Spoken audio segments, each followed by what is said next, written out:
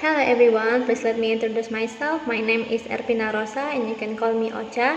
I am currently a student at IPB University majoring Communication and Community Development. I was born in Bukit Tinggi 17 September 2005. My personality is an extrovert. Since long ago, I have liked meeting and interaction with people. I also like paying attention to the people around me.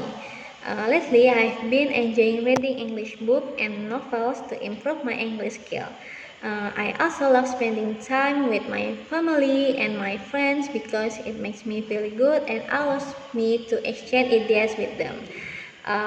In the future, I aspire to work in corporate social responsibility because I enjoy interacting with new people. I can learn a lot by meeting various kinds of people, and I want to improve the quality of life for communities and the environment, as well as create sustainability.